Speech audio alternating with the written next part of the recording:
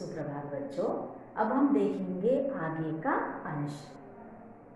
लक्ष्मीबाई का विवाह होकर एक छोटी सी छबीली वो कन्या उस झांसी की रानी बन गई थी। अब जैसे ही वो राजमहल में आई वो बड़ी खुश थी, क्योंकि उनका विवाह और जो झांसी के राजा थे वो भी बहुत ही अच्छे इंसान थे। राजा के साथ साथ वो बहुत अच्छे इंसान थे। अब उसके बाद क्या हुआ हम देखेंगे। उदित हुआ सौभाग्य मुदित महलों में उजियाली छाई, किंतु काल गति चुपके चुपके काली घटा घेर लाई। तीर चलाने वाले कर में उसे कब चुड़िया भाई, रानी विधवा हुई हाय विधि को भी नहीं दया आई।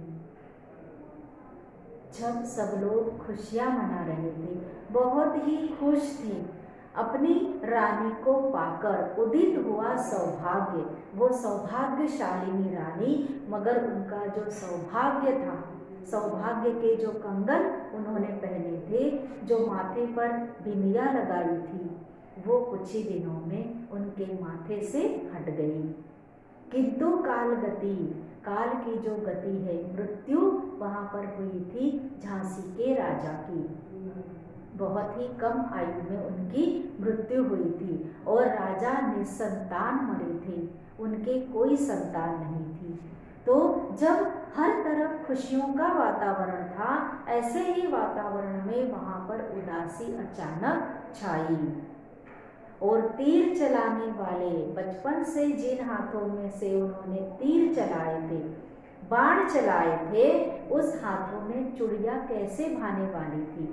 अर्थात उनका जो भाग्य था, सौभाग्य था, वो दुर्भाग्य में बदल हुआ। रानी विधवा हुई हाय विधि को भी दया नहीं आई।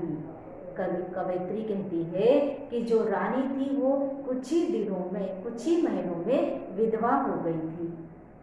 और इस तरह से बहुत ही कम उम्र में रानी लक्ष्मीबाई विधवा हो गई। निसंतान मरे राजा जी, रानी शोक समानी थी। और इस तरह से बिना संतान के निसंतान वो मरे थे, उनके कोई भी संतान नहीं थी। और इसी का फायदा उठाया था अंग्रेजों ने। बूंदे लेहर बोले कि मुँह हमने सुनी कहानी थी, खूब लड़ी मर्दानी माँ तो झांसी वाली रानी थी। और इस तरह से रानी की जो गाथाएं थी वे आज भी हम सुनते हैं। बूझा दीप झांसी का तब डलहौजी मन में हर्षाया।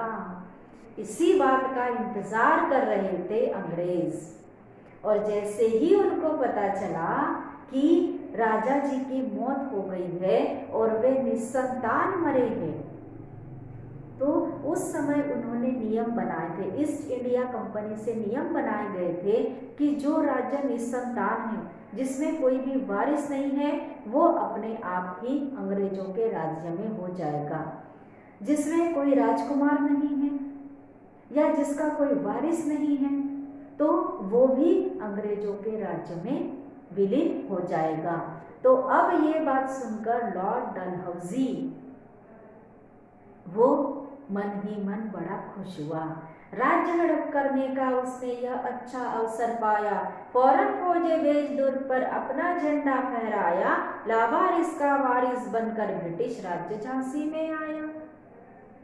राज्य हड़प करने का ये बहुत ही अच्छा मौका था उसके पास में, और उसने क्या किया कि फौरन अपने फौजें भेजी दुर्ग पर, किले पर झांसी के, और वहां पर उन्होंने अंग्रेजों का ध्वज फहराया। लावारिस का वारिस, उसने अपने आप को झांसी का वारिस वहां पर कह दिया। और वहां पर उनकी सभा में आकर ये कहा कि ये राज्य निसंतान है, आपको कोई संतान नहीं है और आपको कोई हक नहीं है ये राज्य अपने पास रखने का। और उसी समय रानी लक्ष्मीबाई ने अपनी तलवार निकाली और कहा था, मैं मेरी झांसी कभी नहीं दूंगी। अश्रुपूर्ण रानी ने देखा झांसी हुई वीरानी थी। रानी बड़ी ही दुखी थी। एक तो उनके पति गुजर गए थे, ऊपर से वे निसंतान थी, और उन्हें इस बात का डर था कि इसी बात का फायदा उठाकर कहीं अंग्रेज फिर से वहां पर अपना राज्य स्थापित ना करे और मेरी जो जनता है जो मेरी संतान की तरह है, उसे उन पर अत्याचार बिल्कुल पसंद नहीं थे कि कोई उन पर अत्याचार करे, ये वो बर्दाश्त नहीं करती थी। बूंदे ले हर बोलो के मुँह हमने सुनी कहानी थी।